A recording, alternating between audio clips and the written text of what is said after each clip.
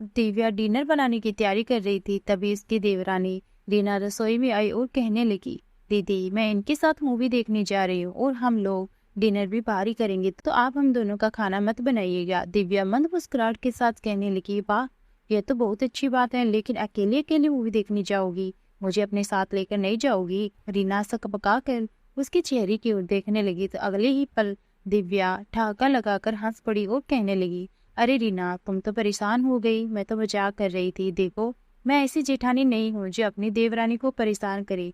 जाओ और खुलकर अपनी लाइफ एंजॉय करो। तभी सासू माँ सुषमा जी रसोई में आई और कहने लगी, क्यों दिव्या तुम क्या बूढ़ी हो गई जो तुम अपनी लाइफ एंजॉय नहीं कर सकती? रुको मैं अभी राहुल को फोन करके कहती हूँ कि वह तुम्हें भी मूवी दिखाने के लिए ले जाएगा। और हाँ आज डिनर मत बनाओ, तुम लोग बाहर ही डिनर कर लेना। हाँ और हम लोग अपने लिए बाहर से कुछ ऑर्डर कर लेंगे। फिर सुषमा जी जरा शर्माते हुए बोली, वैसे मैं भी इनके साथ मूवी जाना चाहती थी, लेकिन इनके सिर में दर्द हो रहा है तो हम घर पर ही थोड़ा टाइम साथ में बिता लेंगे। यह सुनकर दिव्या खुश हो गई और कहने लगी, मम्मी जी आप कितनी अच्छी हैं जो परिवार के हर सदस्य की खुशी के बारे में सोचती हैं। उस दिन तो उसी खाना बनाने से छुट्टी मिल गई थी। वह जल्दी से अपने कमरे में गई और तैयार होने लगी। थोड़ी देर में राहुल का फोन आया और वह कहने लगा, सुनो आज माँ कह रही थी कि तुम्हें मूवी दिखा लाऊं, तो चलो आज हम मूवी देखने चलते हैं, डिनर भी बाहर ही कर लेंगे।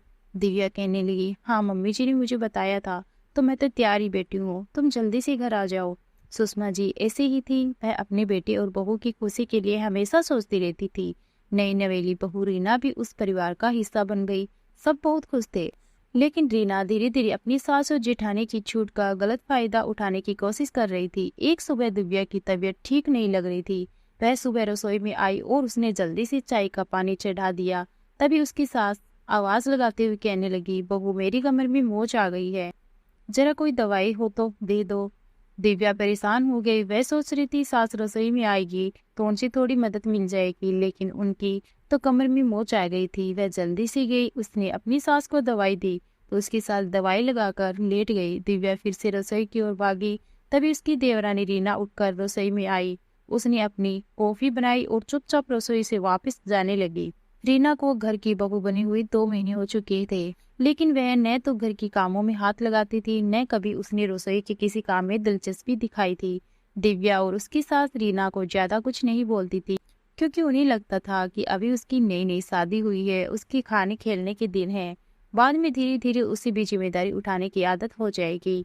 लेकिन आज दिव्या की तबीयत ठीक नहीं थी, तो उसने रसोई से बाहर जाते हुए रीना को रोकती हुई कहा, रुको रीना, देखो ना आज मेरी तबीयत थोड़ी ठीक नहीं लग रही है, मेरी थोड़ी मदद करवा दो, मम्मी जी की कमर में मोच आ गई है। रीना 2 पल को ठिठक गई, फिर कहने लगी, ठीक है दीदी मैं आपकी मदद कर देती हूँ, बोली क्या करना है मुझे?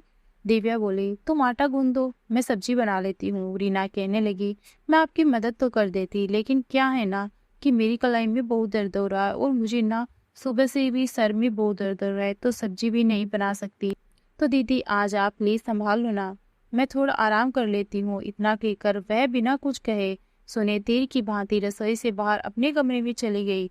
दिव्या हक्की बक्की सी रसोई में खड़ी रह गई। समय भागता जा रहा था, तो दिव्या ने जल्दी जल्दी हाथ चलाना शुरू कर दिया कि थोड़ी देर में सभी लोगों को नाश्ता करके अपने अपने काम पर निकलना था। खैर दिव्या ने किसी तरह नाश्ता तैयार कर लिया था। नाश्ते के बाद उसने बुखार की गोली ली और आराम करने के लिए अपने कमरे में चली गई। गोली के असर से थोड़ी देर में उसे राहत महसूस हुई, तो फिर से रसोई में आई और दोपहर के खाने की तैयारी करने लगी। खाना बनाते बनाते उसे फिर से बुखार आने लगा था। इतनी ही देर में उसने दाल भी बना ली थी, चावल भी बना लिया था। दोपहर में उसके यहाँ 2 प्रकार की सब्जियां बनती थी, तो उसने दाल सब्जी बना ली थी और आलू गोभी की सब्जी बनानी अभी बाकी थी। सब्जी उसने काट कर रख दी थी, लेकिन अब उसमें खड़े होने की हिम्मत नहीं रह गई थी। तभी रीना रसोई में आई, फ्रिज में से सेव निकालने लगी। अब बुखार से दिव्या को चक्कर आ रहे थे। उसने धीरे से रीना से कहा, दोपहर का खाना लगभग तैयार ही है, यह सब्जी मैंने बना दी है, तुम प्लीज दूसरी सब्जी बना दो और दाल में तड़का लगा दो। रीना मुंह बनाते हुए कहने लगी, देखो दीदी, सुबह भी आपने मुझसे रसोई में मदद मांगी थी, तब भी मैंने आपको मना किया था। देखो मैं एक बात साफ साफ कह देती हूँ, मुझे बार बार बोलने में अच्छा नहीं लगता। मैं आपकी तरह गवार नहीं जो गर्मी में झुलसती रहूं। यह जवाब सुनकर बड़ी बहू दिव्या रो पड़ी। तभी सासू माँ सुषमा जी रसोई में आ गई और कहने लगी, छोटी बहू, यह तुम क्या बोल रही हो? तुम्हारी जेठानी घर की बड़ी बहू है, यह रसोई संभालती है। इसका मतलब यह नहीं कि यह रोज यह सारा काम करती रहे। अगर उसकी तबीयत खराब है तो तुम थोड़ी मदद क्यों नहीं कर सकती? ऐसा भी कौन सा जरूरी काम कर रही हो तुम? ना तो तुम्हें कहीं बाहर जाना है, ना बच्चे संभालने हैं। दिन भर तो ऐसे ही पड़ी रहती हो, तो फिर आज अपनी जेठानी की मदद क्यों नहीं करवा सकती? तो रीना को गुस्सा आ गया और कहने लगी, मम्मी जी, मुझसे ये सारे काम नहीं होते। आप देख नहीं रही, कल ही तो मैं ब्यूटी पार्लर जाकर आई हूँ। अगर मैं रसोई की गर्मी में झुलस जाऊंगी तो मेरे सारे रुपए बर्बाद हो जाएंगे। सुषमा जी हैरानी से अपनी छोटी बहू का मुंह देखने लगी। उधर दिव्या बड़ी मुश्किल से खड़ी हुई थी। सुषमा जी ने बड़ी बहू से कहा, एक काम करो, कमरे में जाकर आराम करो, बाकी का खाना हम लोग बना लेंगे। दिव्या वहां से जाने लगी तो रीना गुस्से में बोली, दीदी, मैं कुछ भी करने वाली नहीं हूँ। सुषमा जी भी गुस्से से भड़क उठी और कहने लगी, तुम्हारी शादी को 2 महीने हो गए, तुम घर के कामों को हाथ नहीं लगाती हो। किसी ने तुमसे कुछ नहीं कहा, क्योंकि हम लोग भी समझते हैं कि तुम धीरे धीरे घर में एडजस्ट हो जाओगी। हम तुम्हें समय दे रहे थे, लेकिन तुम तो हमारी छूट का गलत फायदा उठा रही हो। इसलिए आज के बाद से बड़ी बहू तुम्हारे लिए खाना नहीं बनाएगी, बल्कि तुम अपना खाना खुद पकाओ। तुम्हें यहाँ बस एक सब्जी ही बनानी थी और दाल में छोंक लगाना था। इतना भी तुमसे नहीं होगा तो फिर बड़ी बहू तुम्हारे लिए पूरा का पूरा खाना क्यों बनाई? अब तो रीना सुषमा जी की ओर देखने लगी। फिर वह गुस्से में बोली, इतने सारे लोगों का खाना बनाने से अच्छा है कि आप मेरी रसोई अलग कर दो। अब मुझे अपना खुद का ही खाना बनाना है, बना लूंगी। रीना की बात सुनकर सुषमा जी गुस्से में बोले कि घर में किसी भी सदस्य को इस बात से कोई दिक्कत नहीं कि हमारी रसोई संयुक्त है। मेरे बेटों में अच्छे संस्कार हैं। मेरी बड़ी बहू भी परिवार को एक साथ लेकर चलना जानती है, और तुम कल की आई हुई रसोई अलग करने की बात कर रही हो। जीवन हमेशा एक सा नहीं रहता। छोटी बहू, तुम बस खुद के लिए खाना बना लो, वही तुम्हारे लिए बहुत होगा। बाकी तुम्हारी वजह से मैं अपने बच्चों को अलग नहीं करूंगी। हाँ, अगर सभी लोग अलग होने की बात करेंगे तो मैं विचार करूंगी, लेकिन केवल तुम्हारी बेवकूफ़ी और कामचोरी की वजह से मैं अपने बेटों को अलग नहीं करूंगी। बड़ी बहू बोल पड़ी, रीना, यह तुम क्या बोल रही हो? हम एक साथ हैं तो हर सुख दुख में मजबूती के साथ खड़े हैं। आज को मुझे जरूरत है तो तुम मेरी मदद कर सकती हो, कल को अगर तुम्हें जरूरत होगी तो मैं तुम्हारी मदद कर पाऊंगी।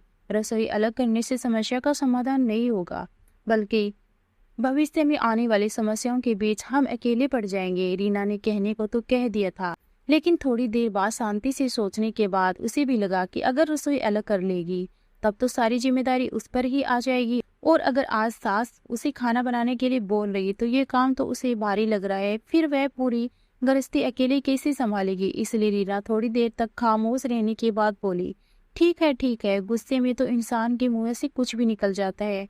मुझे गृहस्थी अलग नहीं करनी। और दीदी, आपकी तबीयत ठीक नहीं है तो आप जाइए, आराम करिए, सब्जी मैं बना लेती हूँ। छोटी छोटी बातों में आप लोगों को इतना भड़कना नहीं चाहिए। मैं तो छोटी हूँ, मेरे मुंह से कुछ भी निकल जाता है, लेकिन आप लोग तो बड़े हैं ना। इतना कहकर रीना अपनी साड़ी का पल्लू अपनी कमर में दबाकर कढ़ाई चूल्हे पर चढ़ाने लगी तो दिव्या ने थोड़ी राहत की सांस ली और अपने कमरे की ओर जाने लगी। आगे बढ़ते हुए उसने आभार भरी नजरों से अपनी सास की ओर देखा तो सुषमा जी ने पलकें झपकाई, उसी कमरे में जाकर आराम करने के लिए कह दिया और खुद भी छोटी बहू के साथ रसोई में उसकी मदद करवाने लगी। उस दिन के बाद से रीना कभी भी काम से जी नहीं चुराती थी, क्योंकि उसे पता था कि साथ रहने में ही फायदा है, और साथ में डर भी था कि सास उसे अपना खाना खुद बनाने के लिए कहने लगी। और पूरा खाना बनाने से बेहतर उसे यही लगता था कि जेठानी के साथ मिलजुल कर काम कर लिया जाए।